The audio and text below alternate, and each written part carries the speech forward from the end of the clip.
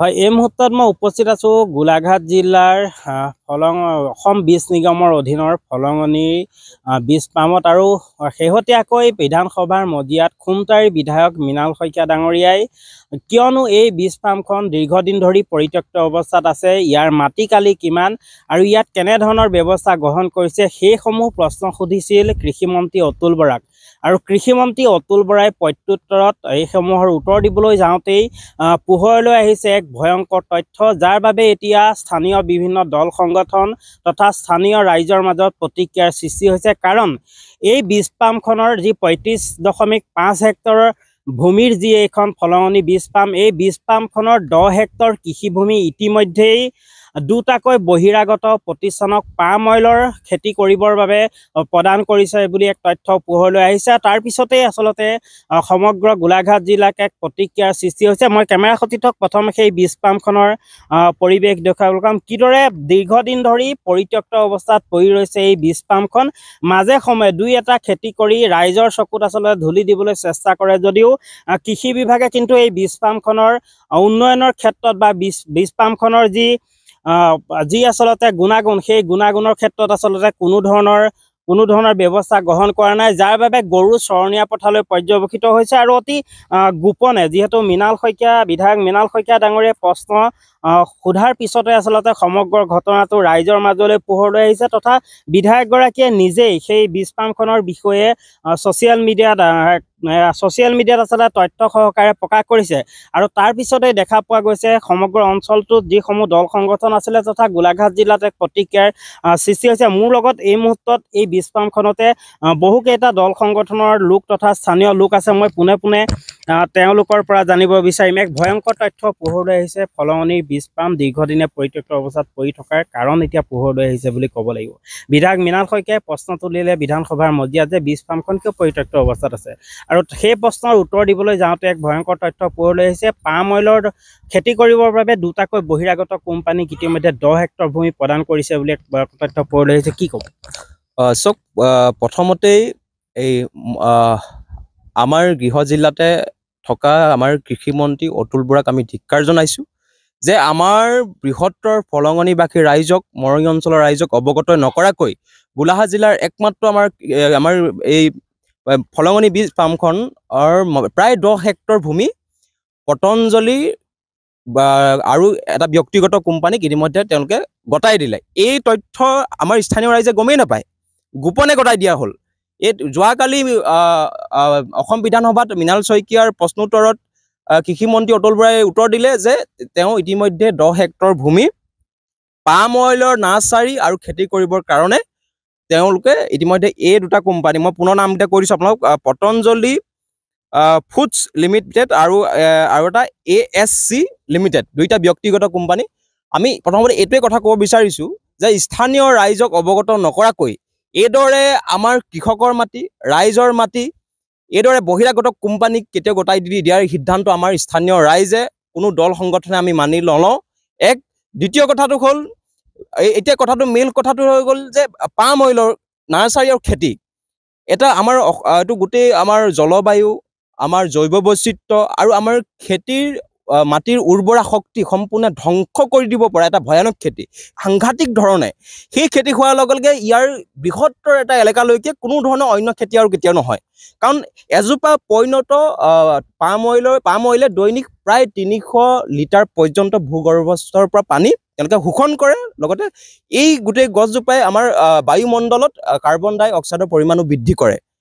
আপোনালোকে দেখিব আজি আমাৰ দাঁতি কাষৰীয়া যিবিলাক আমাৰ বহু অঞ্চলত আমাৰ এতিয়া সময়মতে আমাৰ এতিয়া বৰষুণৰ পৰিমাণ কমি অহাৰ ফলত আমাৰ পৰম্পৰাগতসমূহ আমি খেতিবিলাক সময়মতে আমাৰ কৃষকে কৰিব নোৱাৰে।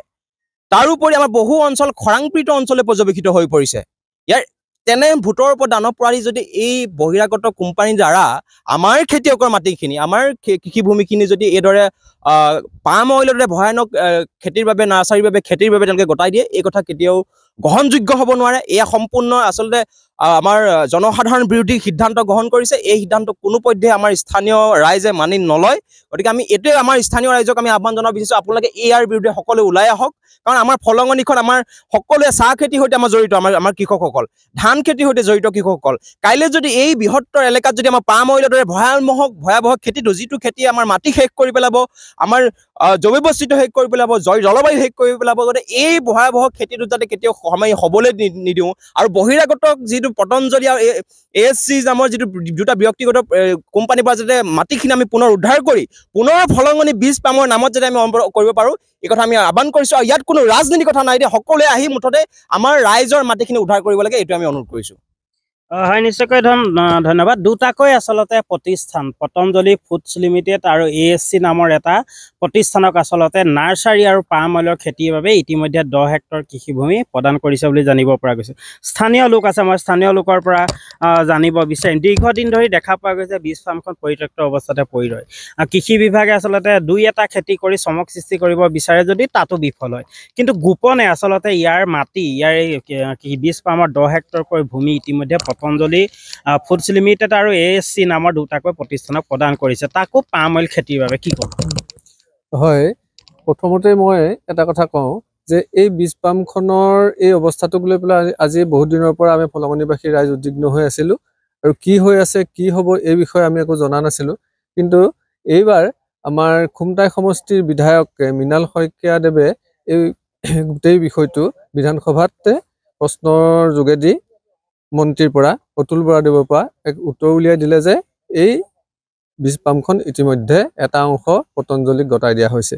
গতিকে আমি অত্যন্ত দুখিত আৰু শংকিত যে 83-84 চনলৈকে অতি সুন্দৰভাৱে এই বীজ পামখনত চলি আছিলে। ইয়াত বিভিন্ন ধৰণৰ খেতি হৈছিলে, কুঁহিয়াৰ খেতি, সৰিয়হ খেতি, আমি চকুৰে দেখা এটা সুন্দৰ পৰিৱেশ আছিলে। সেই পৰিৱেশটো যেতিয়াৰ পৰা নাইকিয়া হ'ল, আমি ফলঙনিবাসী ৰাইজে সদায় আমি বিভিন্ন বিভাগত আমি আবেদন নিবেদন জনাইছোঁ যে এই বীজ পামখন সক্ৰিয় কৰিব লাগে, ইয়াত সজীৱ কৰি তুলিব লাগে।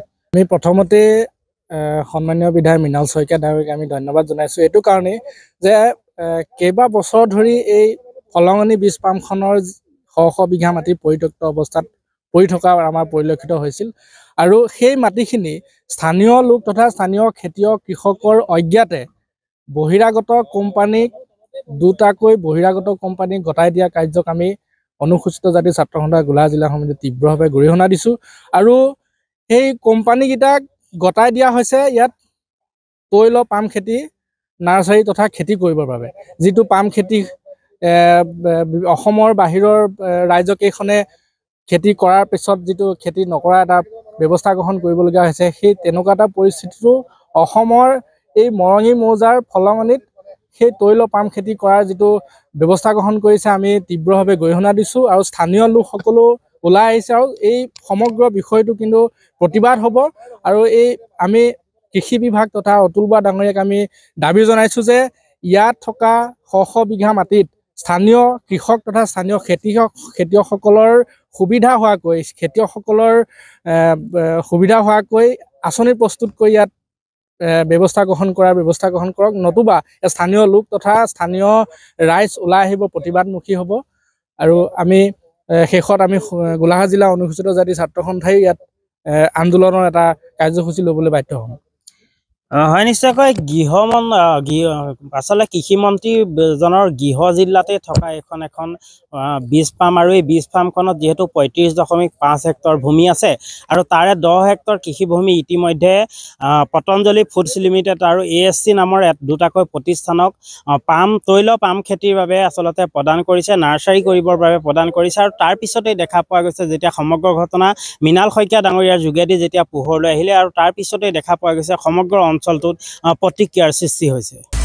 আপুনি বিচৰা বাতৰি পাব কেৱল নিউজ 18 এপত। নিউজ 18 এপ ডাউনলোড কৰিবলৈ স্কেন কৰক এই QR কোড। গুগল প্লে ষ্টৰতো পাব এই নিউজ 18 এপ।